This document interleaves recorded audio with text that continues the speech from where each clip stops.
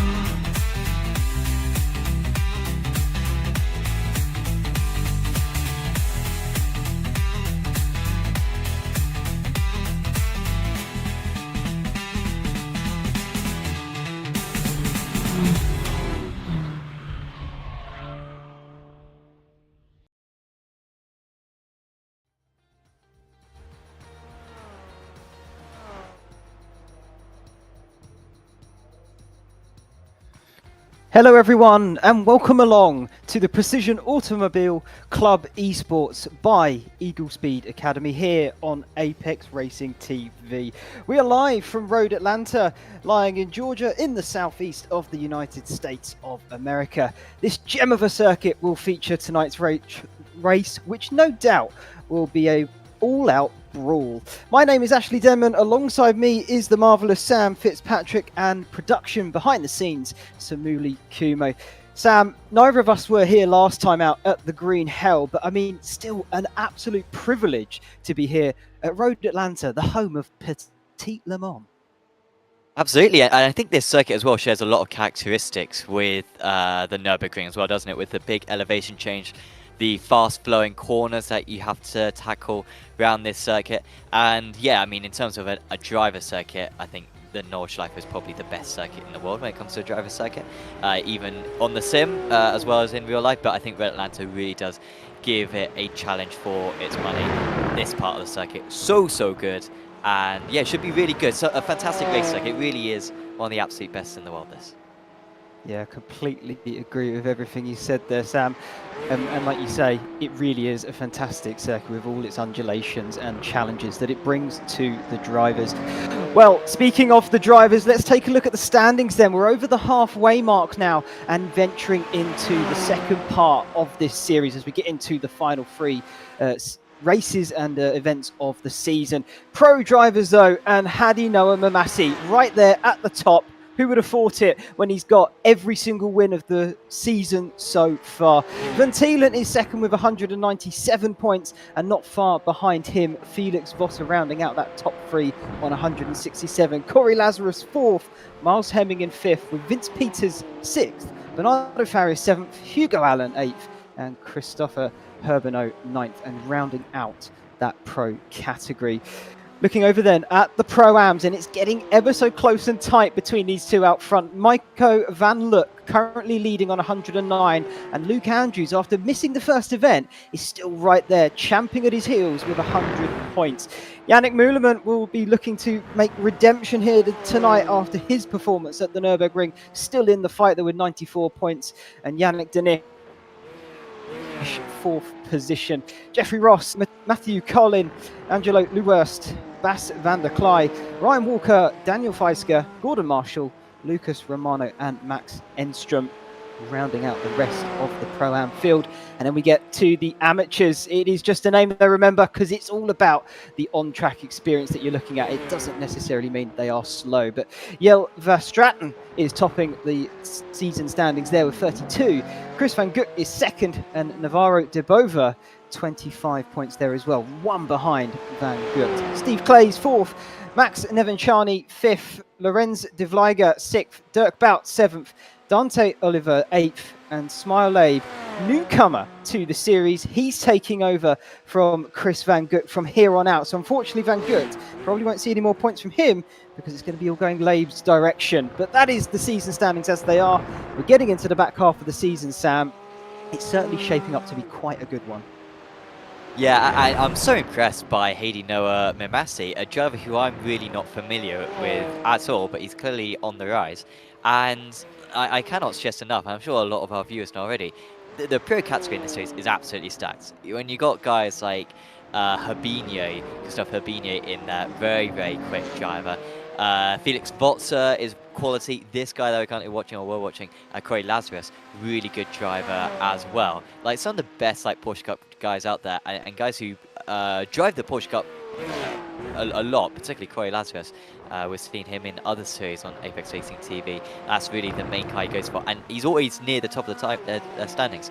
And so for Mamasi to have the advantage he has had this season, and it looks like in this practice session as well, is really, really impressive. So yeah, hopefully when Pesk comes back next year, at least that's what we're expecting. That's what the press statement said from Porsche, because there's no qualifiers at the end of 2025. It's all going to be in 2026. Watch out for Mamasi, because he certainly seems to know his way around these cars.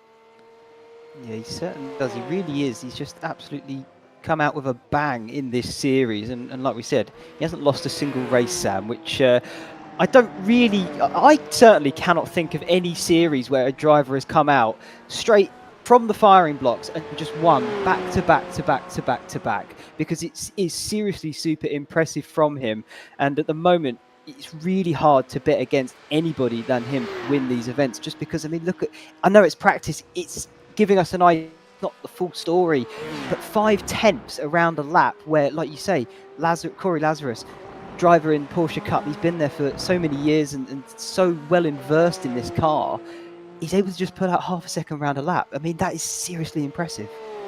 Yeah, it's annoying. I did say how earlier on that I'd bring up my my exploits in the Porsche GB Championship, because usually finishing last in a series doesn't give you actually any insight whatsoever or any credibility. But I can say that it's very annoying when you feel like you've done a decent lap and then you see someone go a second faster, as that was the case on every lap during that championship for myself. It was usually more than a second, frankly. So yeah, it's very understandable how some of these drivers will be feeling. And this Porsche Cup car as well, and just the way that the tyres work, and that's the thing I really learned in that series, is that the way that you get the most amount of pace in this Porsche Cup car, and genuinely on iRacing, it's really exploiting the tyres. Like, it's all about getting the tyres in the absolute best position. And that's not just doing a good like warm-up lap, but it's all about the braking. Do you necessarily brake with more than 50% brake pressure? Probably not, because if you brake with that much brake pressure, then you'll get to the corner and your tires will be a little bit too warm, and iRacing won't give you the grip that you need. So I mean, some of these guys will even lift and coast on a qualifying lap, because that gets the tires in the best position once they actually get to the corner. It's so weird, the iRacing time model. I'm not a massive fan of it, but clearly Mimasi has got that absolutely nailed down, as well as having a lot of time to go with it. Yeah, well, that gives us a really good insight there, Sam. It's brilliant to have you here with that sort of knowledge behind you as well, because it's certainly something I'm a bit in the dark about. Particularly, I mean, the fact that I don't drive the Porsche Cup in this iRacing simulator, and it is something I'm looking to potentially venture into in the future. But for me, just GT3s, which are fairly similar, but of course you get all the assists to help you out, so you're not going to go flying off at every single corner like I probably would if I tried to venture over in these machines. But either way, they are seriously impressive stuff, and yeah, brilliant to know that little bit of extra information. But flying now underway then here, and we are still riding on board with Hadi Noah Mamasi as he goes for his sighter lap, getting those tyres into that optimal window that you just mentioned there, Sam. As here we go then, round the final corner, through this little kink at the end. You're flat out through here if you dare, and going to start your first flying run. We've got 3 laps for each driver to see what they can do around this 4-kilometre circuit. Just over 4, I believe, and slightly 2.5 miles. There we go. Yeah, I don't know if we need to change it. This is a European series, however, we're at an American circuit, so it sort of means that whatever we say, I feel like we're correct and we're wrong simultaneously. But Mimasi is going round, and of course Mimasi is British, so we can use either, because we do use all the units in this country. Mimasi is 10.7k, by the way. Which is very, very high. I think that gets you probably top 40 iRacers in the world. I also checked that really, but I think you're a solid top 50. I think a lot of drivers do have over 10k now, but 10.7 is impressive, and it's a very, very nice lap for him at the moment. I'm not quite sure if the first like one out lap is enough to get the tyres in the best position, but it certainly seems like Mimasi's been pushing on this one, so maybe it is just one warm-up lap, and then you're ready to go as he coax it in. And maybe that was a little bit slower actually, so maybe he was just warming up the tyres a bit, and he will go again. And yeah, we'll try to set a very quick lap coming up. Certainly we'll see what it will be as he crosses the start-finish line now. Let's put his timings on the board. Has he actually set the time, or got Luke Andrews first one up on the board though, 1 minute 20.5. Mimasi though didn't complete the lap, unless it's just taking his time to come through, potentially then having an off or an excursion, shall we say, and potentially picking up an off track, so it will disqualify the lap there. Van Thielen now topping the timing boards with a 1:19.9. I think we saw from practice though, Sam, Mimasi able to get almost into the 1:18s if he really nails it all together. So still a lot of time out there on the circuit, but like you say, it's the first lap, so they are still trying to get those tyres into operating temperature as perfect as they can. Especially, it's normally what happens in the GT3, so I can't imagine a Porsche Cup car is much different. Exactly, I think you're absolutely right. And of course, if you're Mimasi, he's now setting 2 purple sectors, and I'm sure it'll be a 3rd purple sector very soon there, yes? You are a good enough driver that you have the confidence that you're not going to off-track on your 2nd and 3rd laps. Whereas maybe if you're a midfielder, like one of us, you will just want to get like the laps in. You only get 3 laps in this qualifying session, and so you don't necessarily want to throw away the first one. You sort of want to just push throughout. And not use the extra warm-up. But there goes Mimasi in 19.4, so that's still about 3/10 off what he did in practice, because he did get a lot more laps in practice. So maybe there's a bit more time to spare, but I don't think anyone beat that in practice, so that will be very tricky for anyone to get close to. Bots are the closest at the moment, until Van Thielen goes up to 2nd place, and currently they both have the edge on Lazarus, who sits in the 2nd row of the grid.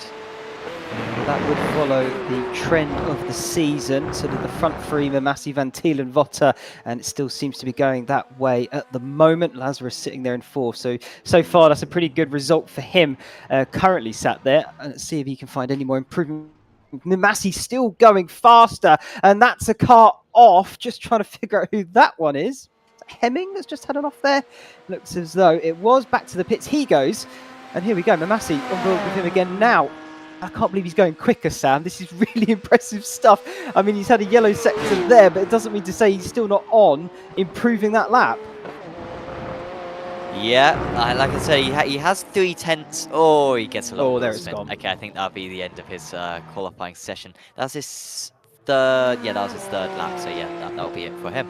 But yeah, I mean, his theoretical best is doing better. So Votza with the fastest third and fourth section. So very nice lap for Votza. Still over quarter of a second behind Mamasi, but that's a really good effort to go on the provisional front row of the grid. We've still got Van Thielen and Lazarus just about to cross the line. Van Thielen is slower, and Lazarus, great lap from Lazarus.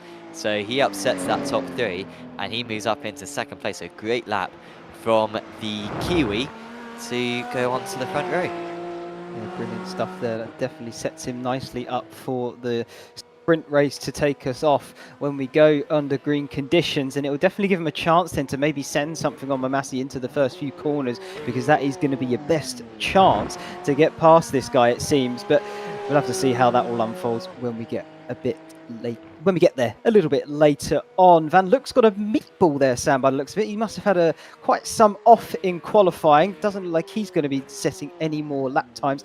That's going to hurt his chances quite badly as well. Qualifying there in 17th. His current rival, Andrews, 9th position.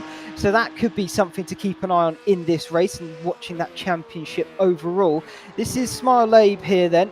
First time out in the series. Let's see where he can put his car then to start off his championship run. Yeah, this is his that's his out lap, I think. So this is his first proper lap, but he's run pretty wide there, so hopefully he hasn't got a 1x, otherwise that will invalidate the lap before it's really even started. But he is our only driver who has any more eligible laps. Steve Clays has just gone back to the pits now, and so we can watch Smale out on the circuit. Seen him in a couple of other series as well. Smale, he's quite an active racer, which is really good to see. He's driving for Sahara GT Motorsports, and yeah, we'll see how far up he can get. He's 2.3k iRacing, which I'm looking at the standings. I think he is the lowest iRated driver in the series. Navarro de Boiva, I think, is the next lowest with, he's also got 2.3, but got about 45 more iRating. So, yeah, Smale, if he does qualify last, then there's no shame in that one. But let's see if he can get a couple of drivers. Yeah, he's certainly impressed. See what he. Well, lovely to see what he can do. I mean, 2.3k. That's sort of hovering around my neck of the woods. Here's Zach. Currently at my highest ever 2.2, so clearly nice to see that the entire field would absolutely trounce me in a race, Sam. But I'm sure you'd be able to hold your own by the seams of things with your iRacing going forward. But I'm sure you can tell us what that is. Best. I'm not beating Christophe Herbigno. I respect Christophe very much, so I'm not getting anywhere near him. So yeah, maybe Steve Clay's range, I think, if I'm lucky. Oh, don't say yourself short. Labe sets his lap, 22nd on the board, but that was his first and effectively a bit more of a warm-up, a sighter lap, if you will. So let's see where he can find the extra improvements he'll be looking for to make his way further up the board as he pulls over and maybe he's calling it quits, back to pit lane. Interesting. Yeah, that'll be it. Yeah, because once it gets to 10 minutes, that's it, isn't it? So it's not as though he can do an out lap and then another lap. But yeah, he could have certainly done that extra lap, but he decided not to. So let's see if it works. I mean, we saw in the F1 on Sunday, of course, Verstappen go from the pit lane to third. So if Smale's starting from 22nd, I think, you know, if he's not finishing the top 5, he needs to, you know, needs to be looking in the mirror a little bit. But we'll see how he gets on. We've got 2 races, of course, coming up. You can see the weather there. We are in 2025, May the 15th, which is sort of the iRacing default day. And the track temperature 28 degrees, so not too warm. And there is no rain on the horizon either, so we don't need to worry about that. Certainly do not. I mean, 28 degrees track temp. I will mention it, Sam, simply just because it's a nice track temp, but it is slightly warmer than potentially what you would like. I think when you're going for your hot laps, your fastest ever, you're sort of looking at lap records around circuits. You normally want it to be around about sort of 20 degrees. And I think that's normally just because once you do get the tyres up to temp, the slightly lower track temperature just holds them in that optimal range a little bit better and longer when you're going for those push laps. Correct me if I'm wrong there. No, I think you're absolutely right. And like I was saying earlier on, like that's such a big challenge when it comes to time on iRacing is just like even if you got ABS, like you sort of don't want to use the ABS because you will overheat the tires just by applying like 50% brake pressure, and then once you get to the corner, the tires are overheated. So if you can have a cooler track temperature, it does help you. If I'm spouting nonsense, please do correct me in the chat. But I believe that's pretty much how it works. As I'll let you go through the grid for this round of the series. Brilliant. Well, let's take us through it then. Hadinoa Mamasi, what a shocker, currently on pole position with Corey Lazarus having his best result this season so far there in second and alongside. Felix Votter will be third with Van Thielen keeping in company there on the second row. And that is enough for the pros at the moment because now we're already into the Pro-Ams. Lewis and Romano line up on row 3, 5th and 6th with Feisker and another pro in Miles Hemming on the 4th row, 7th and 8th. Luke Andrews and Muleman are going to round out that top 10 on the 5th row, and then Jeffrey Ross and Yannick Denish on row number 6. Further back then we have Colin and Habinho, as you have nicely corrected me, Sam, 13th and 14th, with Van der Klei and Ryan Walker 15th, 16th. Van Luck, the final Pro-Am, and not his best qualifying performance. He'll be looking to make that up.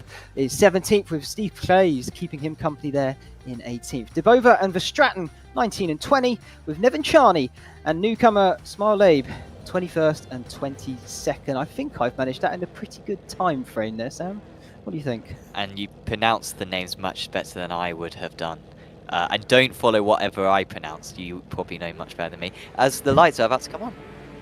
They certainly are indeed. Well, a few cars are going to be around the corner, but a few of them there still on the start-finish straight. The lights have already gone. They were barely held on for a second, and they're already underway. Mamasi looks to get a pretty strong start as Lazarus trying to get off the blocks, but I think Votter got a slightly better getaway as they make their way now through the run of turn number 1. Lazarus still holding second, and Votter, Van Thielen vying for position as they make their way up over the rise through the blind turn number 3 before it all ventures back down again. Looking nice and clean up and down the field. Votter through on Van Thielen, Lewis, Feisker, Romano, Hemming, all finding their way into position. As there's still side-by-side action through the S's, you don't see that very often. And now they make their way through turn number 5. Still no big incidences. That's brilliant start from all the cars and drivers as they now begin to settle their way into a position. And here's the pass of Van Thielen. Van Thielen has got past, but then Votter sends it straight back on the inside. He's not wasting his time whatsoever, and he pushes his rival onto the grass slightly, and that's compromised now Van Thielen's run. And this is the longest straight of the circuit, and a real opportunity that's pretty close as well for the lead. But I think we'll stick with this battle a little bit further down because Van Thielen's lost another place already. He might get a little bit of a tap from Fascia just behind us, the Alpha Esports driver on the inside. Looks like he's going to hold on to that, and there might be another position lost here as there's cars moving all over the place. And it's hit Fascia, who I thought might gain a place out of that, and he's lost a bunch. Awful couple of points. He's down 5 from his race start. Oh, well, cars going side by side. There's cars off round the start-finish straight as well. They're darting left and right, trying to find any part of that tarmac that is clear of another driver. All managing it perfectly so far. It's like an absolute ballet out there. Absolute perfection as they make their way through the rise of 3 once again to start lap number 2 of 10 here. I think they have now finally sorted themselves out here, Sam, as they do seem to have managed it single file now. And I'm just going to try and work out and see who is the biggest winner and loser in all of that. It looks like Luke Andrews up 2, Ross up 3 as that's Steve Clay's round in the S's. I think he may have got a bit of a way of that because it doesn't look like he clouted the barrier at all. Yeah, the barriers are very close around that part of the circuit as well, so it's very easy to do so. We've now got Miles Hemming alongside Jeffrey Ross. Ross already up a couple of places, but they've got to watch out behind as well because Colin's very close. Colin's not going to make it through where he's just going to give one of these guys a push, which is probably the wise thing to do, and then might attack it a little bit later on down the straight. So Hemming and Colin move past Ross as well. They're fighting a little bit further ahead as well as they'll all stay in the same one. That was a very good drive there actually on the swimwear esports driver as Romano holding off Andrews. I think Andrews started back in P9, so Romano still in 6th place, and the top 6 all in the same place as where they started. Yeah, brilliant stuff then. Round for another no. lap. That's Clay's off through the chicane there. I wonder if he took that with a bit too much speed. As No, whoa, where you going? Verstappen complete. Where is he off to? Yeah, that's He's the taken other a- pit lane. That's a No, completely no, go different pit through lane it. there. Go through it, Oh, Yelly. It's not that much of a penalty, honestly, bud. It's almost faster. Should have gone through that. There's no barrier at the end of it, unless it's changed. But yeah, should have gone through that. But here he goes. He's back on his way. I have never seen that before, Sam. That is completely new to me. So it's almost like Kimi Räikkönen 2012 Brazil, where he Absolutely. picked off I was thinking the exact off-road. same thing. Yeah. He was a carbon copy. It's a shame he didn't go for it. It would have been nice to have seen the different layout. But either way, he's back on his way, Verstappen. He would have lost some time, but he is still in this race. The same with Clay's, as we've got another change in position there for third. Van Thielen past Votter then, as these two really should be looking to work together to see if they can close down the guys in front. With Massey Lazarus first and second still, with only half a second separating them. There might be another change as well for Andrews and Romano. And that is Romano on the outside, gets on the inside now. So he's really having to fend off the Vortex car against the 5.9 Hemming Design Racing cars, because there's two of them just behind him, and one of them is off the circuit. And it's Andrew or Colin who's going to have to go defensive. They're almost three wide. The teammates trying not to make contact with one another, and they're sort of tripping over each other a little bit, but they're covering absolutely the entire circuit as they go 2 by 2 into turn 3. Everyone else behind just trying to gain a position if they possibly can. I think that's what Ross is going to do. He's making his way back up through the order, and that will be past Colin there. Of course, Fascia, who lost a lot of places earlier on, Fascia started all the way up in P7. I think nearly got up to P6 as well in that one. Currently down in 13th, and he's right in the middle of this very long snake of cars. Almost looks a little bit like a 5.9 Hemming roadblock as they made their way through turn 1. Two purple cars. They didn't want a soul to get past, but they've managed to settle themselves down now. As you said, we've still got moves being made further back there. That's Herbino, 13th position, getting it side by side action as we're going to jump back forward to the battle for third. Then Van Thielen on Votter, still going at it hard and large, the pair of them.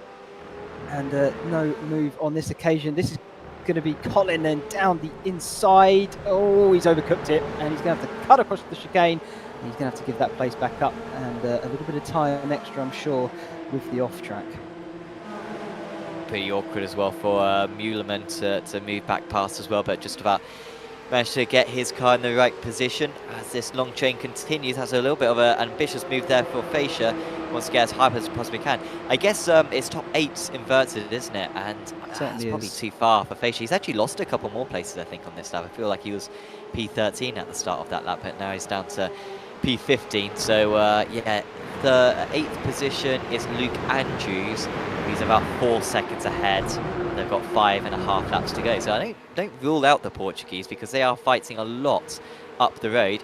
And Hemming, in fact, has finally got past Romano, apologies. So he's up into 6th position. Ryan Walker in the wars as well. He's alongside Van Look. These guys actually still in the same place as where they started, but I think Van Look might not be in that place for very long, because that was a very poor corner there. Thankfully for him, he's got one of his Vortex teammates to give him a push. Certainly does. That's Michael Van Look, and he'll be looking to try and improve his positioning here. This is not the race he was looking for. He's currently leading that Pro-Am Championship, and with his rival in Andrews and Muleman further up the road, he is losing points and ground in that aspect. So he really does want to be picking up the pace and picking up more positions, but he seems to be stuck there a little bit, Sam, struggling to find the extra pace needed to get some moves done. So 17th seems to be the best of it at the moment. So I think he's going to be frustrated for sure in that car, thinking maybe, you know, where's the time? Why can't I find it? Yeah, absolutely. Maybe hasn't quite been able to do as much practice as well as previous rounds, perhaps. Is always a factor as well. So yeah, it would be cool if we could get an interview with him post-race if he feels like it. I'm sure if race 2 doesn't go too well for him, he probably won't be wanting that, and we'll just be moving on to the next round. Romano continues to be under pressure, and it looks like Andrews is going to be the next to be passed, and Romano, who has been defending very well, has a slide, and that's his chances of having a good starting position for race 2 completely gone. And even Fabinho in the Della Chaz automotive car is going to move past. So it's now Jeffrey Ross who is in that reverse grid pole position, but he's not too far ahead of Yannick Muleman, who is attacking him right here.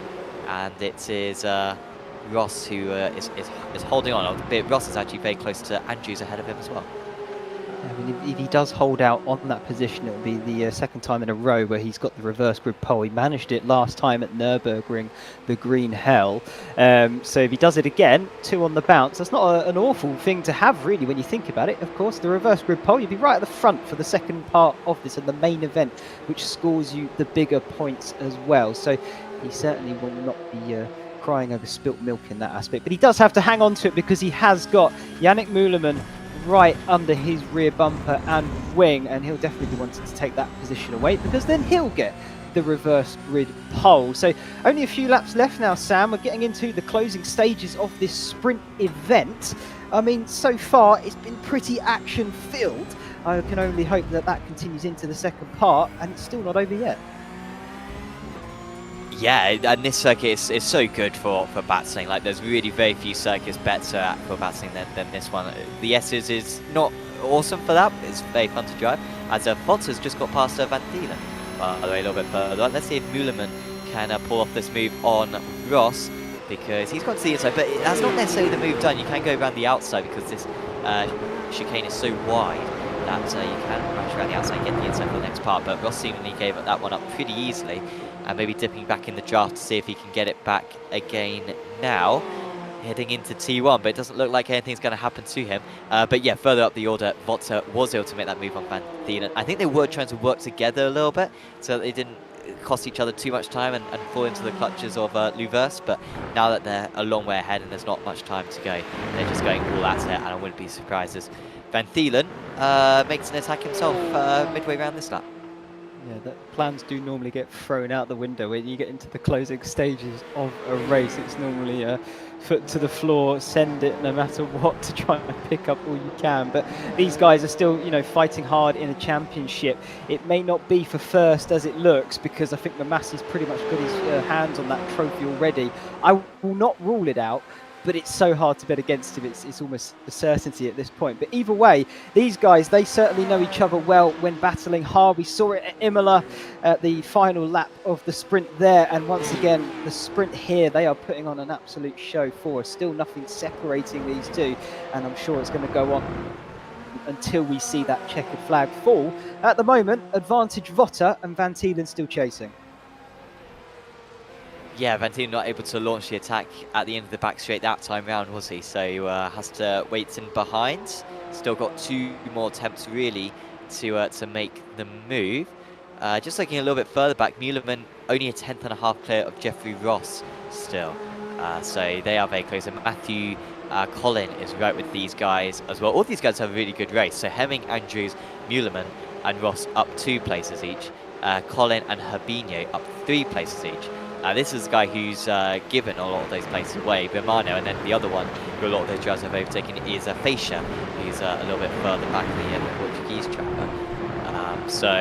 Yeah, that is how they've gained those places, and it's not really come back to Romano and Feixa in this race, as Collin moves past Ross, and that means that Ross perhaps isn't going to get back-to-back reverse grid poles, because he's falling quite far away, and Colin's got to get a move on now. He's 0.8 of a second behind Muleman, who's getting a little bit of a draft from Andrews as well, and that might really help him to defend against the drivers behind. Yeah, that's the problem when you get into a little train like that. You sort of get that effect, as that's Neven Charney off at the second part of the Lesmo there at the back of the circuit. That's going to be an awfully slow straight for him now. He's lost all that momentum. He's currently down in P20. I don't think Plays is close enough to do anything about it, but yeah, devastating there for Neven Charney. He'll have to pick himself up, dust himself off and go again as we now start the final lap then. Mamassi has over a second advantage out front, as this is the battle here, I believe, between Collin and Ross still going on. Ross trying to fight back as best he can, and around the outside there of the first part of the corner, up over to the rise of 2 and now through 3, the blind apex, and Collin just about hanging on for the time being. But Ross, I mean, you almost writ him off for a moment there, Sam, but he's fighting back immediately. He is absolutely fighting back, but this is absolutely fantastic for Muleman. He's able to drive away from these guys now. And Herbinho will try to catch up by the end of the race. Is there going to be attacking? Do you go for the attack early?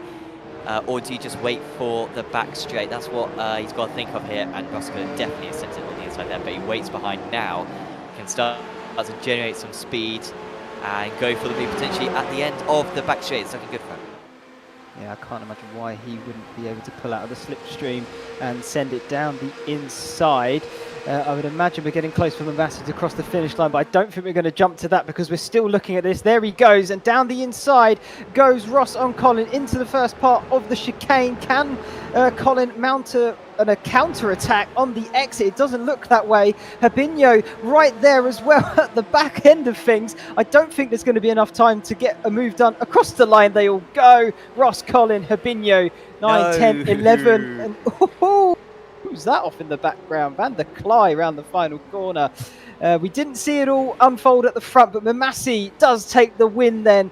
It's 7 from 7, which is insane to say. I wonder if he can beat Sebastian Vettel's record there. I think it's Max Verstappen's now though, isn't it? Or they've matched it at least. Either way, 7 from 7, impressive stuff. We've still got Verstappen to cross the line through the final few corners. Lazarus did come home in second. Votter hung on to third from Van Tielen there in fourth as well, and then we do get further down the grid. We'll come to the results in just a moment as Verstappen then crosses the line to finish the sprint race off. Sam, what did you think of that one? That was a lot of fun, and just a word as well on that last lap incident. Fascia and Van der Klei were alongside pretty much from the chicane all the way to the final corner. I was about half a tenth between them going into the final corner. I was thinking who will have the edge, and in the end it was the driver who it was Fascia, apologies, who managed to just about get ahead. The other driver suffered the contact. As we can look at the results now, and here are our pro results. Mamasi ahead of Lazarus, Votter, Van Tielen, Hemming, and Herbinho in 6th place. Of course, it is the class categories we're looking at here, so they have been separated from where they actually finished in the race itself, but the points go from where they finished in the race. But either way, Lewis takes the winner of the Pro-Ams, Andrew 2nd and Muleman 3rd, Ross 4th, Colin 5th, Romano, Danish, Fascia, Van der Klei, Van Look 10th, he'll be very disappointed with that, and Walker 11th as we get to the amateurs as well.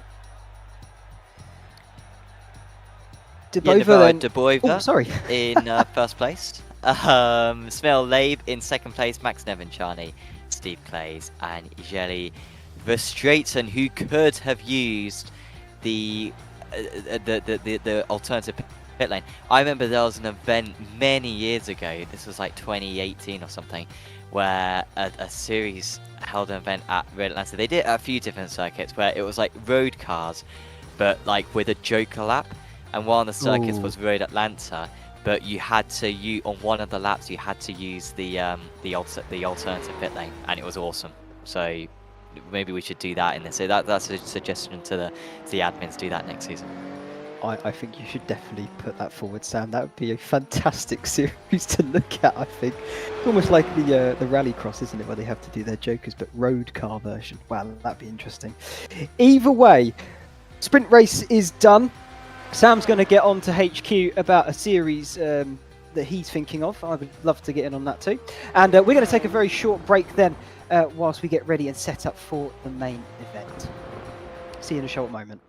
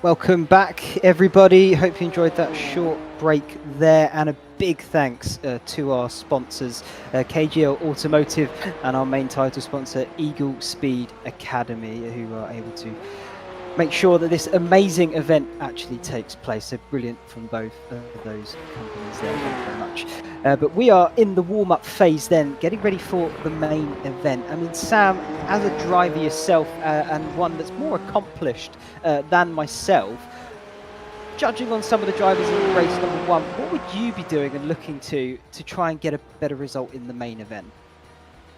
I think, I mean, the race start's going to be really important, and I think we're getting to the part of the season now where maybe drivers' attitudes might change a little bit to the race. I think when you start the season, it's always good when you've got a shot at the title to be very smart and to make sure that you don't get involved in any incidents. You know, I'm involved in hosting a few other leagues, and that's what I always tell to drivers, like, play the percentages.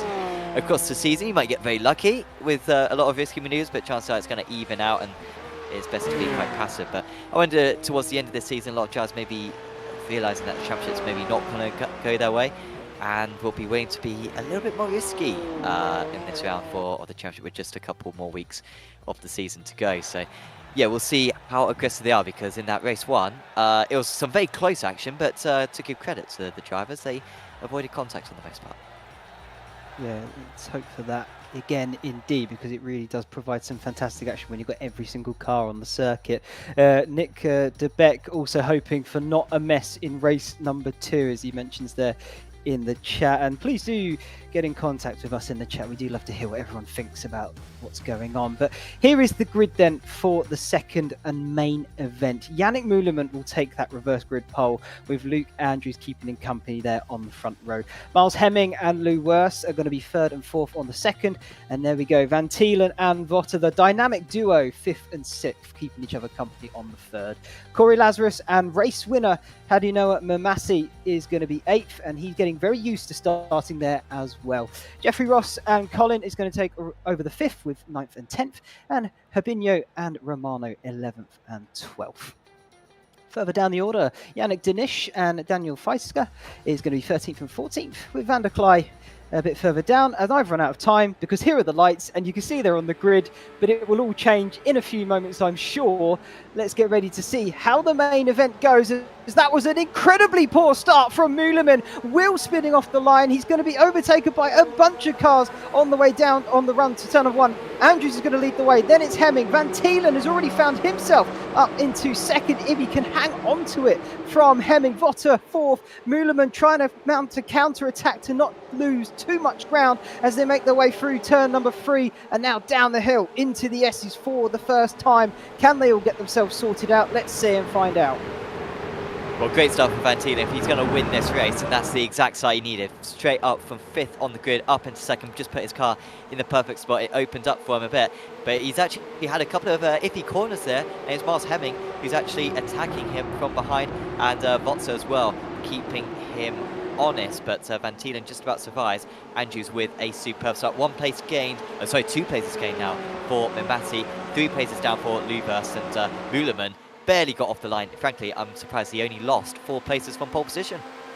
Yeah, he did well to collect it all up again and recover some of that lost ground early on, and he's still in the fight, as I believe that is Votter and Hemming going side by side into the chicane. Who's going to come out on top on that occasion? Looks like Votter's going to now have that inside line through the blind crest of 11, and now down through the final corner. Is that Mamasi sticking a nose in there through the final corner? That was awfully close between the pair of them. He did well, and he was very lucky that Hemming did not turn in on him, as now he goes for the lunge into turn 1. Still enough room for the pair of them, as Mamasi muscling his way through up over the rise of 3. Fantastic overtake from him. He really knows what he's doing. Yeah, so much conviction in that move into T1, and still managed to leave a car's width on the outside of the circuit. So he's only 2.2 seconds off the lead still, is Mamasi, so he hasn't lost too much time, even though it was a very good start for both Van Thielen and Votter ahead of him. He hasn't lost touch with them too much. Lazarus, meanwhile, who started in P7 after a strong race 1, and he is now ahead of Luvers, who continues to drop down the order. Andrew's under quite a bit of pressure from Van Thielen already, so Van Thielen really catching up Andrews a lot on this lap. I'm not sure if the Brit is going to have much of a defence.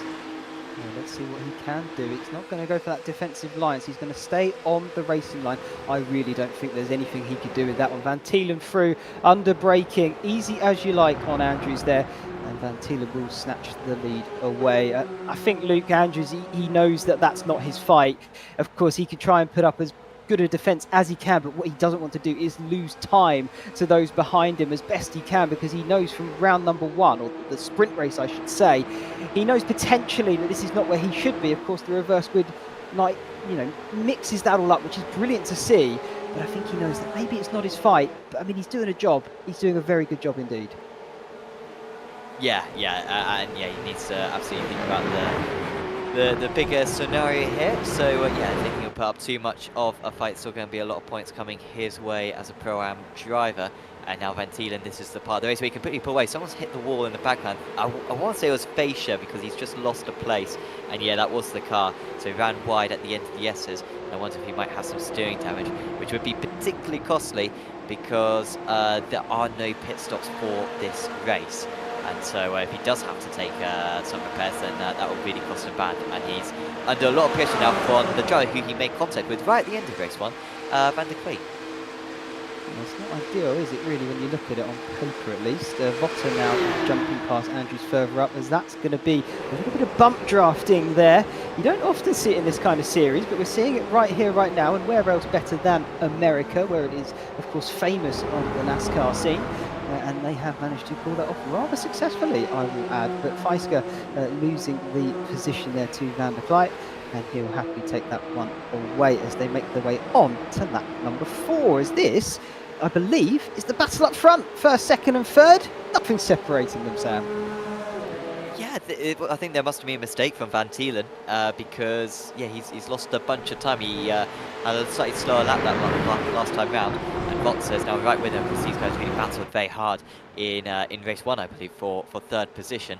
And yeah, this isn't exactly what they need if they're going to beat Mimasi just at the fastest lap of the race on the last tour of the circuit. Andrew's right with these guys still. And there's also side-by-side between Ross and Luvers as well. A bit of damage, actually, on the back of Luvers' car. Ross with a big slide, and that's going to leave them both vulnerable to Matthew Collin. Look away, he's taken to the grass to try and find some room at getting by these guys. I wouldn't recommend that, as there's a bit more door banging on the back straight now as they make their way down the hill towards the chicane. Are we going to see another lunge here potentially as they make their way into it? No, they seem to have sorted themselves out rather cleanly on that time by. Colin there does gain the position from Ross though. Now he can set his sights forward. I say that as Ross tries to look down the inside of the final corner. Normally doesn't end well, and I think quite rightly backs out of it. Yeah, plenty more time to make that up later on.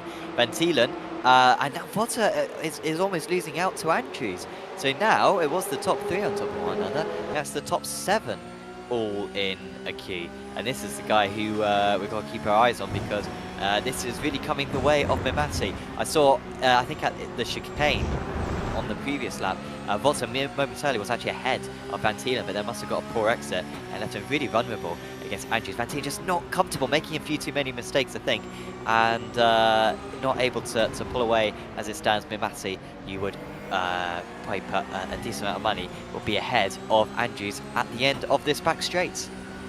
Yeah, I can't believe Mimasi's already there. He's lurking, isn't he? He's almost inevitable in his racing at the moment. But here he is behind the purple Porsche of Andrews. Will we see a move then down towards the chicane? How confident is Mimasi on the brakes? And my word, confidence, he has it in buckets, because he absolutely sent it on Luke Andrews, gave him no chance to even trying to fight that one back. What a move there from Hadi Noah Mimasi. Sensational stuff. And now he can go chasing down the front 2 for this win. He's already up to the podium spot. How much higher can he climb?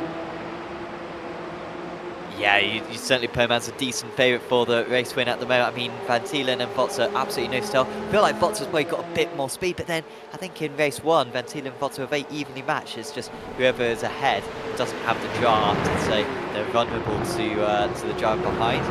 But Van Thielen with a slightly weak exit there from the S's section, and he's actually having to put his car in the middle of the circuit, and Mimessi is making up tenths of a second every single corner now, as they're about to go back onto the back straight, onto the Andretti straight, I think it's called.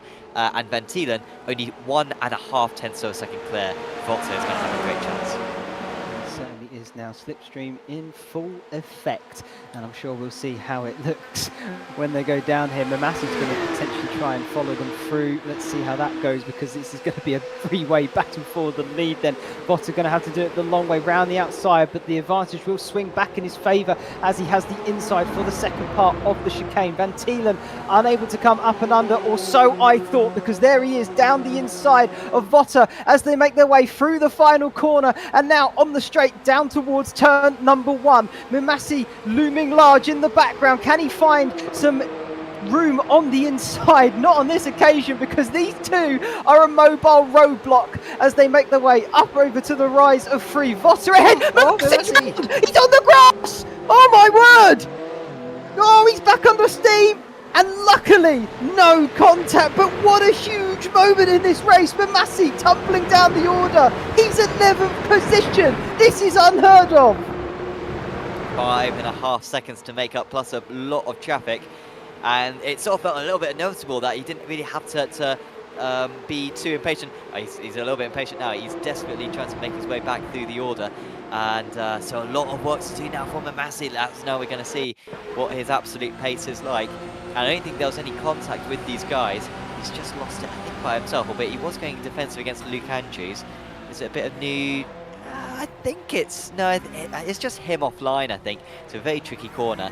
Maybe a little bit of... as you see the other drivers having to take a bit of evasive action. That may have been Corey Lazarus, who had to really run wide. Also Christophe Herbigno as well. Went pretty wide in order to avoid the rejoin. As Mimessi is really getting stuck in the pack now, and the gap's up to 6.5 seconds, so he's lost another 1.5 seconds since since his initial off, and yeah, he's really getting bogged down now in this midfield scrap. Seems that way. He just needs to breathe, calm down, recuperate, reorganise yourself, and the places will come back to him.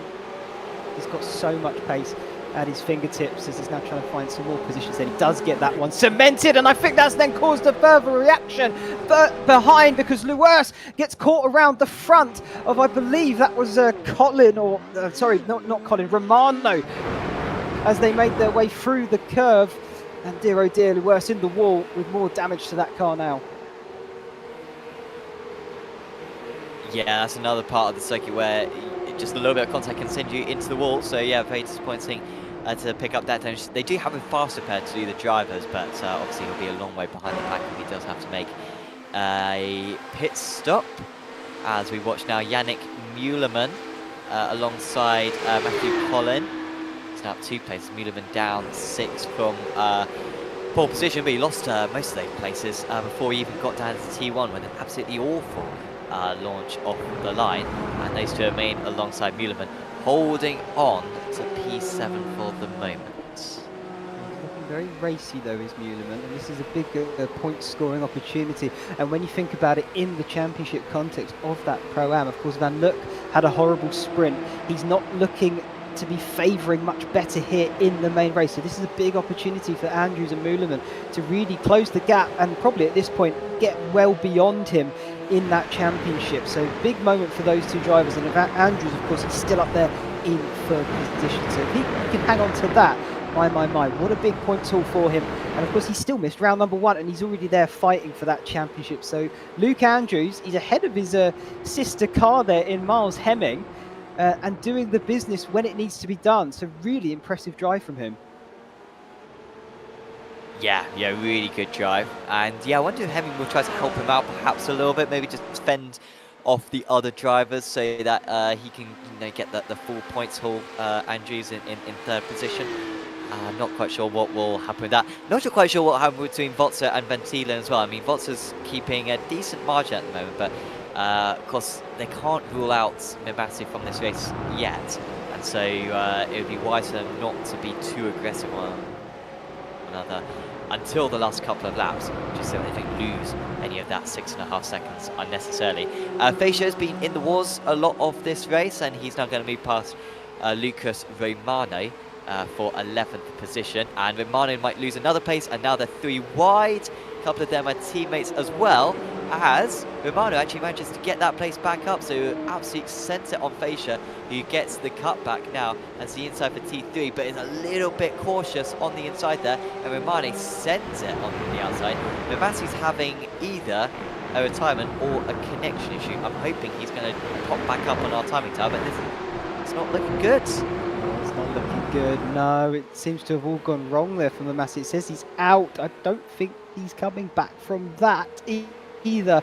In the meantime, though, this 5-way battle still goes on, and Feisker leading the charge of it just at the moment, but I mean, he's still side by side there with Van der Klei as they finally have contact through the second part around the back of the circuit there. Feisker's going to drop all the way to the back of this little group now. Dubova getting involved, Danish there, and Van Look, who was 14th, 15th a lap or two ago, has now found his way up into 11th. So ever the opportunist, Maiko Van Look, and my word, was he there ready to pounce when it came a knock-in. Brilliant stuff, brilliant racing from all these guys. I'm surprised they were able to thread the needle for so long, but they still did, and they're still going at it 3 wide through turn 11 and 12. You never see this. Oh my word, brilliant stuff. All the way onto the grass there and up the inside of all of them then.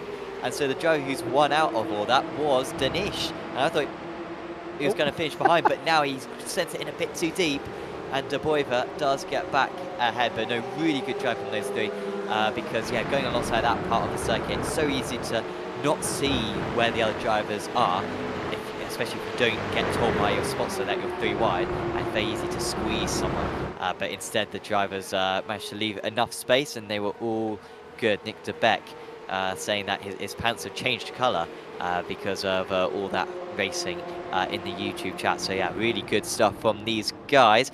As a half little send there, I think, from Ryan Walker, just near the back of this pack, as they'll get the draft now, and I'm sure that batting will resume into the chicane at the end of the straight.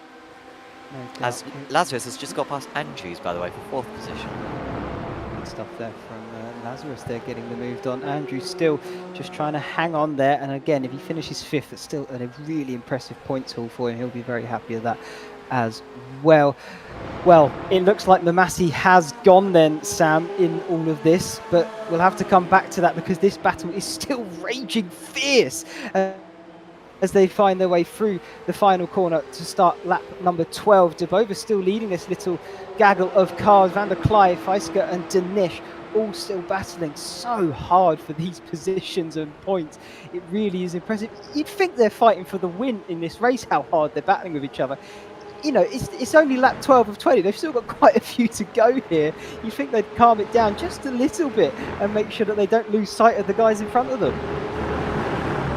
Yeah, absolutely furious battling between those guys. And yeah, it's Dubova who's currently got the edge. Here's what happened to Steve Clays, I think, a moment ago, and this has sent him round. Quite a bit of netcode there. They may have been making contact anyway. Ryan Walker, ever the gentleman, decides to let him back past. I think Ryan actually could have got away with that, to be honest, because if it was netcode, there's not really a whole lot he can do, and I think he was pretty much as close to the inside as he possibly could. But yeah, Ryan very generous there, giving the spot back. We do love it when gentlemen go racing, and they're all going at it once again, side by side down the hill into the chicane. They're going through 2 by 2 and just about finding out. Oh, that's going to be a bit tight there for Feisker. He lost the rear on the exit. It's going to cost him time then. Oh, up through 11 and now 12, the final corner. You can see there he drops to the back of this little battle. They're not giving each other an inch, Sam. This is either going to be an epic Titanic battle to the checkered flag, or it's going to end in tears, and I just don't know which one it's going to be. Yeah, because none of them just seem to be able to pull away. I mean, we have one of them lead for a bit, and then the other 3 catch back up, and so yeah, none of them can seemingly break away from this pack, and none of them are falling off the pack either. They've got quite a few drivers behind them as well. Straighton, Nevin Charney, Clays, Luvas and Walker all in a pack as well. They're just going to go over the crest in a second. And so, yeah, if they're not careful, if they keep battling like this, maybe 1 or 2 of them could launch onto the back of this before the end of the race. Out in the lead, by the way, 0.6 of a second, the gap between Votza and Van Thielen. Votza just edging up that gap by a couple of hundredths most laps, and Van Thielen gradually falling out of the draft. Yeah, but those two, they do seem to be pulling away from the rest of the field, so they can still have that inter-battle between themselves, I'm sure, as we're going for a repeat then into the chicane, side by side once again for the 4 of these drivers. And this time it's going to be, I think that was, not Van Look, sorry, I think that was De Bova getting it sideways on the exit of the chicane. That's going to promote Danish through, or is it? Because I think Feisch is now going to come on battling through it all. They just can't make their mind up with this one, Sam. They are going at it, hammer and tongs. Oh, and wide for Van der Klee, wasn't it? And that was just an unforced error. And Danish manages to get past there. So, yeah, the 195 now back up into 12th position. So this change positions again. That's now the 3rd different leader of this quartet in the past 2.5 laps. So, yes, now the 195 who is punching a hole in the air for the rest. It's absolutely crazy. In other news, looking a little bit further forward, I think Hemming is being caught by Lazarus, so that's going to be a battle for the podium shortly. Here we go, we're going to jump on board with it now, and Luke Andrews right there as well to pick up the pieces should things go wrong. But of course this is for podium spots, big points up for grabs here as well, particularly with our championship leader out of this race, so he's not going to be picking up 50 points here, so this could be a big swing in the championship, particularly for the likes of Votza Van Thielen, who are still right up there at the sharp end of things. But even for Hemming, Lazarus is still going to be a big chunk of points, which they'll be very happy with to take home this evening. But here we go, Lazarus caught up to Hemming, and now the battle for the podium can begin. Yeah, and there's no job scores as well in this series, so it will be quite costly, that potentially 50-point swing to the advantage of whoever wins this race. And all of a sudden that gap will come down a bit. Votza is going into this round was 83 points behind. Van Thielen 53 points behind. So Van Thielen will, I guess if it finishes like this, will get within about 20 points, because he lost a few more points in race 1. So yeah, that will counteract the points that he gains in this one, but it will probably overly half the points deficit with 2 meetings of the season to go. Lazarus getting closer and closer, but not close enough for a move at the end of the back straight. He knows that he's not going to catch up to the top 2 at this rate, so there's no point in going for anything too ambitious. He also knows that Andrew's got a championship to worry about behind him, and so he can take his time on this one. He's got 5 attempts to make it over the next 5 laps. Well, unless he wants to get inventive with where he can make some moves. Maybe it's a bit more than 5, but you're quite right in what you say, Sam. The traditional overtaking spots, you come around it 1 lap at a time. They're your best chances of sending it and making a lunge. But he's all over the back of that 5.9 Hemming car. And he's certainly looking like he wants to take that podium spot off of Miles Hemming before we reach the checkered flag. And why wouldn't you? Down the little straight here before we get to the Monza style Lesmos. He's having a little look, pulling out of the slipstream there. He's just showing Hemming that he is there. He's looming in his rear view mirrors and just making him a bit uneasy when they go into the next big braking zone, no doubt. And now the long back straight, and well, Hemming's going to do everything in his power to try and break that toe, but I don't think it's going to come to any avail because Lazarus firmly tucked under the rear wing. Is this going to be the chance then for Corey Lazarus down towards the chicane then? Here we go, side by side. Who's going to be bravest on the brakes into the first part of it? There's nobody blinking as of yet. Lazarus still holding that inside line, and they're now going to be neck and neck as they come up over the rise of 11. Side by side, Luke Andrews going to get involved in this as well. He's going to try and follow Lazarus through, but no room for the minute. Hemming's off. Hemming's just a touch off the grass. He manages to wrestle it back on, but that is going to definitely promote Lazarus up into the podium spots, and battle still raging on. Smell Labe just coming out of the pit lane as well and almost got in the way. Fortunately, those guys weren't too alongside, and Smell didn't make too much of an impact there. So Lazarus up into 3rd place. He wants to break the trap. We've seen him quite a few times in this race seemingly faster drives make a move, but then being vulnerable just a couple of corners later. But you can see he's really stretching his legs now. It's the Kiwi 4.5 tenths ahead, and the teammates will sort out who's going to finish ahead of the pair of them, albeit you would imagine Andrews ought to be let past by Hemming, seeing that Andrews is going for the Pro-Am Championship. We'll see if that comes to fruition a little bit later on. Ryan Walker, by the way, has had a couple of bad laps. He's been overtaken by Verstraeten and Nevin Charney, so he's down into 20th position now is Ryan. Yeah, just behind these guys as well. And yeah, here's the battle between Van der Klee and Fascia as well, who are always glued to one another. And I think this is episode 10 in their battle tonight. You could make a series out of that. You know, the ever-loving battle. But either way, they are still going at it, believe it or not. And it is drawing to a close now. This race, look at that switchback there from Van der Klee. Impressive stuff. No. He got it stopped as well. And oh no, he's had to, no, sorry, Van der Klee, he's had to go over the grass. That's Feisker who with the impressive switchback. And now he's going to have the pace advantage with the momentum round the outside. Little nudge on the way through for good measure. And he gets that position done. And that duo has now become a quartet once again, Sam. Yeah, that was a little bit naughty, I think, for Van der Klee. I think with that rejoin, he sort of didn't exactly help Fascia pass. So if those guys do go alongside next time, then I do fear for the bodywork of both cars. But Fascia, of course, who was so good in qualifying, then had an incident near the start of race 1. Has just been bogged down in the mid-pack ever since. But he hasn't really seemed to have the same pace as he had in qualifying as well.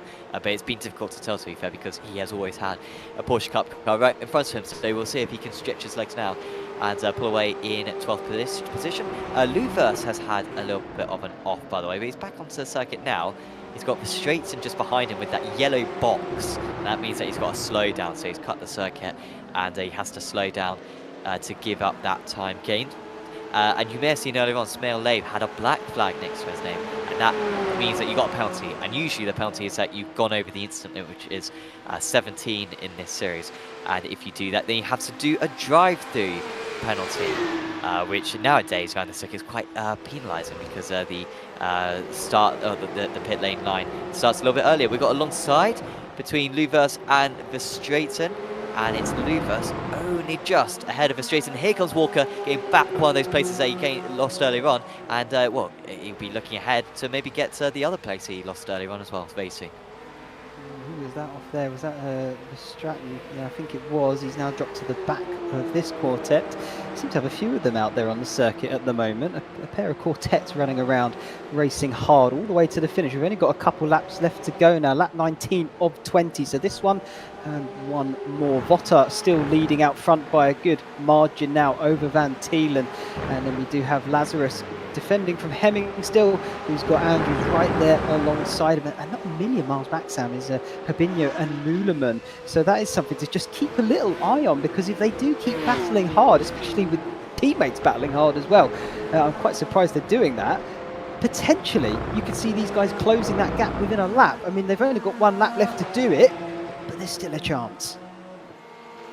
Yeah, I imagine they're in the same Discord as one another, you would think. So, yeah, they've got to be sensible about this. But yeah, surely Hemmings will let past Andrews, you would think. There's been a change. So Walker's got... Oh, Luvers has had a bit of an issue. So Luvers... I was saying everyone passed. Not quite sure why. Maybe he had a bad exit from the previous corner. Maybe he had a slowdown. Don't think it would be a slowdown. Don't know where he would pick that up. But yeah, he is gone, and it's worked quite well for Ryan Walker, actually. He is back up into 17th place now, so he looks like he's going to win out of this this quartet, as we've got less than half a lap to go, and still Hemming is ahead of Andrews. No switch so far. I wonder if we will see the switch, but we'll see how that goes for them. Yeah, Ryan Walker, he's got a little bit of a breakaway now from that trio of cars behind him, so he probably will try not to look back, because I'm sure he'll be focusing on all his braking points to make sure he can maximise this lap to cement that 17th spot. But either way, Felix Votter is going to finish the final few corners now and over the line to take his maiden win of the season. It felt almost impossible with Hadi Noah Mamasi on circuit, but unfortunately we lost him earlier on, which led the way for these two to finally pick up potentially a win, and Votter on this occasion has won that battle, and Van Thielen once again will settle for second. Lazarus is going to come home in third, and he'll be happy with those points. Hemming and Andrews did not swap positions as they made their way over the start-finish line to finish their race, so Hemming will pick up the extra 3 points that Andrew White, Herbinho 6th, Muleman 7th, Colin 8th, Ross and Van Luck 9th and 10th, as this quartet or trio potentially still battling on right up to the very final corner. Verstratten's going to beat the lot of them, and then it's going to be Luvers and Nevin Charney 19th and 20. And Labe, we also lost a couple of laps ago as well, but my, Sam, what an event that was. Once again, action start to finish. Yeah, and great job there from Felix Botzer, because Van Thielen had that fantastic start, didn't he? And was up into second place through T1. And at that point, I thought, you know, he's going to be tricky to beat, and the only driver who will be able to beat him will be Hadina Memasi. But Botzer had seemingly the pace, and I think while Van Thielen made a couple of mistakes, not big ones, but maybe just missed a few apexes here and there, and gave his rivals a chance, we didn't see Botzer make any mistakes. Really solid in racecraft as well. And so there he is at the top of the standings ahead of Van Thielen. Lazarus, who arguably was faster than those two. I mean, in qualifying in race 1, he was very strong with Lazarus, but had too much catching up to do, really, because it took a little bit longer to get through the traffic in that race 2, because he started further down the order. Miles Hemming in 4th place, Andrew's top of the Pro-Ams. Then it was Herbinho with a bit of a quiet one, but solid points for him. Muleman, Colin, Ross, Van Luck, Romano, Fascia, Van der Klee, De Boiver, Danish, Clays in 16th. Ryan Walker, who gained a few places near the end, was in 17th. Then it's Verstraeten, Luvers, Nevin Charney, Labe, and yeah, of course, Memasi. I mean, where do you think Memasi would have finished had it not been for the connection issue? How far up would he have got, do you reckon? Oh, I mean, it's so hard to predict something like that. But I mean, judging on the pace alone, it was, you know, definitely within a shout. He could have easily been back on the podium without a problem, I think. Of course, he would have had a harder fight with some of the guys when he got closer to them, especially with the grid breaking away. You know, they're going to fight harder for those spots. But he had the pace. He could have easily made his way back. And I think Nick DeBeck in the chat here has said he had connection issues. So can't confirm that, but that is what that is what I'm seeing there. So that's potentially what happened to Memasi. Real shame for him, because again, he would have loved to have made it 8 from 8, I'm sure, but had a challenge in doing so. Yeah, I think you're about right. I think you would have got around the podium positions. Lazarus, Hemming, that sort of range, I reckon. I think Botzer and Van Thielen were too far ahead by the time that he had those issues earlier on, but I think we're going to be able to have a chat with a couple of our drivers now. Certainly seems that way. I did see Debova, but he seems to have hopped out again. I mean, Sam, is there anybody you would love to have a chat to here this evening? We've got Luvers or we have Votter. Would you like to take our race winner? I'll take our race winner, gladly. Felix Votter now joins us. Felix, congratulations. That must mean a lot, that race win. Of course, they've sort of been locked out a little bit by Memasi so far this season, but when you had an opening, you've absolutely taken it. Yeah, definitely. I think Road Atlanta is just my thing, because last season it was kind of the same. This track, I got the win, and well, the others I didn't, but I hope that changes this season, even though it's really, really hard to have a chance against Sadie. And it was definitely convenient for me that he had a little moment there behind us. But yeah, it worked out great. Talk us through your battles with Yentl, because I think you had quite a few battles in race 1, but then race 2 as well, it was even more important. What was it like racing alongside him? Oh, that was crazy. Great fights there. Pretty hard fights, though, but it is really amazing. It's a lot of fun, and everything went pretty fine. So I think we do pretty well, just as much as we did in Imola. It was in the first race. It's just great battling with him, and so far it works out pretty good. And of course, we've now got 2 more rounds of the season remaining. We've got Hockenheim next time out, which is another one of your home circuits, and Spa. Which of those are you looking forward to? Definitely Hockenheim, since I'm a little bit faster there than on Spa. But I know that Van Thielen is crazy with defending on Hockenheim because I had a race against him already there. So it's definitely not gonna be easy, but we'll see what happens, and I'm excited for it. Well, we wish you the best of luck for that one, Felix. Is there anyone you want to give a shout out to? Yeah, I think I definitely want to give a shout out to Van Thielen here because the fighting is just crazy and it's a lot of enjoyment there. Well, thank you for coming up and having a chat with us, and we'll see you next time. Have a great evening. Bye. That was Felix Botzer. Very pleased with his race 2 victory there. And actually, I think we've got Angelo Luvers ready to have a chat as well. Certainly looks that way. Let's bring him in then. Angelo Luvers here in the comms box. Angelo, bit of an interesting race, shall we say, for you this evening. Do you want to talk us through that one? Hi guys. Yeah, I think I was quite surprised with the pole at first. And I mean, the field is so close, and there are so many competitive drivers out there that I was really surprised to put it on pole. And I think the sprint race was, try to keep the nose clean, no stupid fights. I mean, yes, I tried a little bit with Yentl, but I mean, he's quicker, so I just let him go.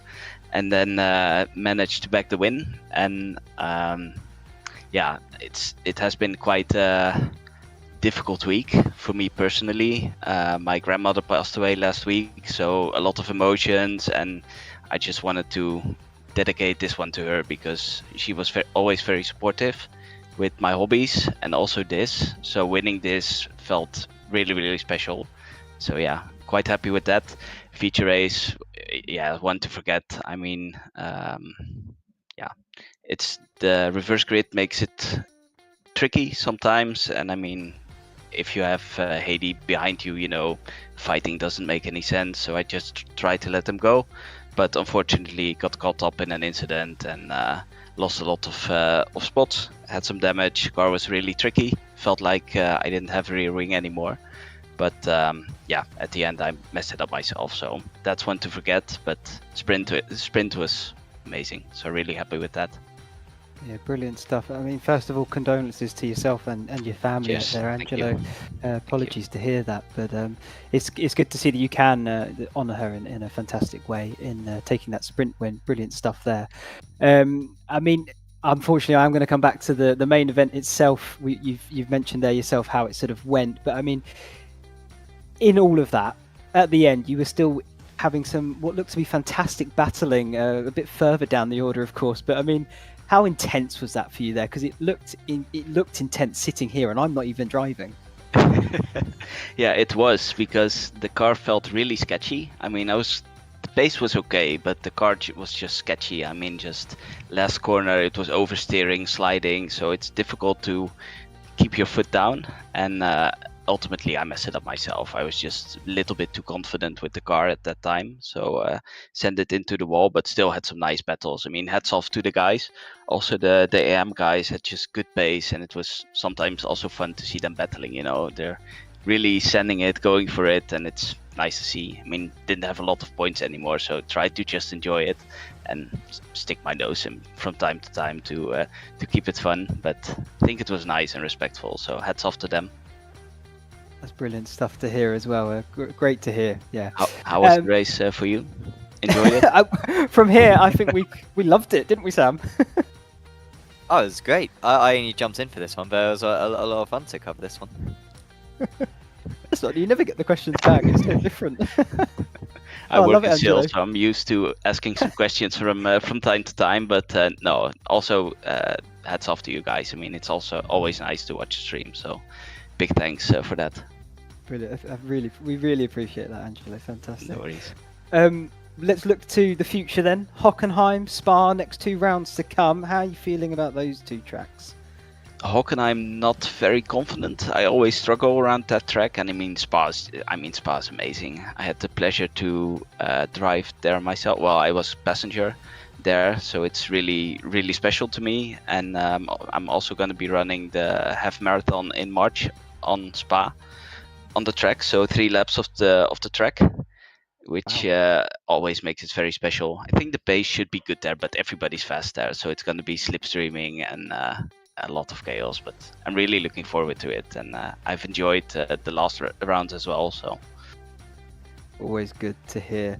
Well, Angelo, we can't keep you forever, unfortunately, although it is No a worries. pleasure to chat.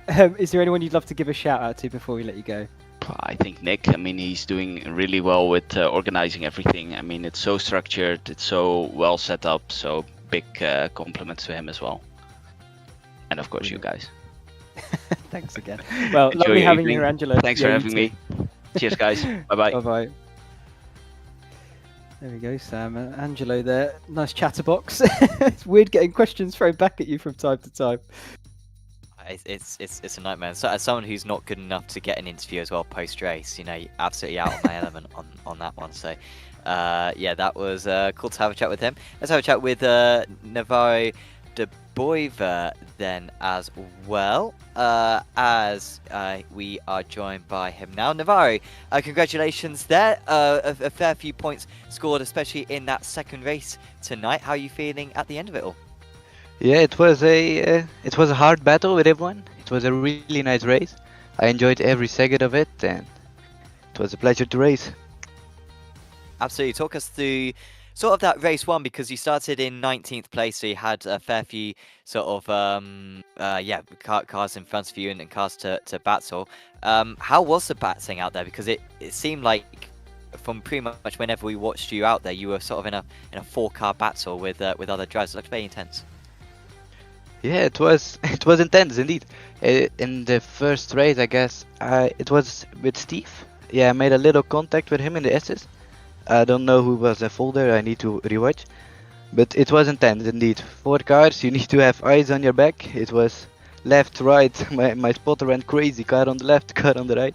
But it was fun. Absolutely. And then, of course, the points that you got for that race too, pretty useful for your championship, especially seeing that you're ahead of Verstraeten in that second race and actually in the first race as well. So you closed the championship gap. How are you feeling about your championship chances with 2 rounds to go? Yeah, it's still a long way to go, 4 races, so we will see. We will try our best in every race.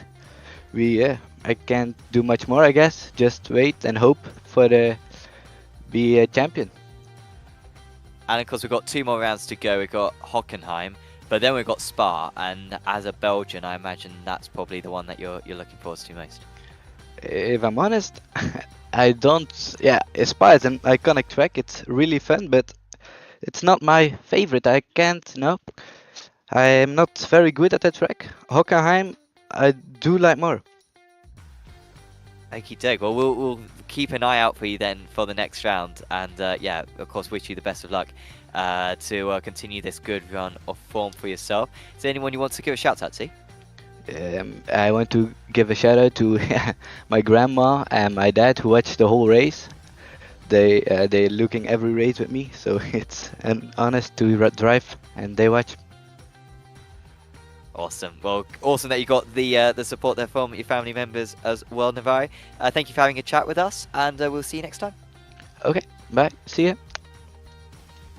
Navarro de Boiver there in 18th place in race 1. So I don't think he scored any points in race 1, but then race 2, some really useful points. And like I said, Verstraeten was ahead of him going into this round, and then Van Goot was also ahead of him, but Van Goot wasn't around. So that amateur championship now looking pretty good for de Boiver. I think he'll still be second place to Verstraeten, but with not too many points to gain on him with, like you said, 4 races to go.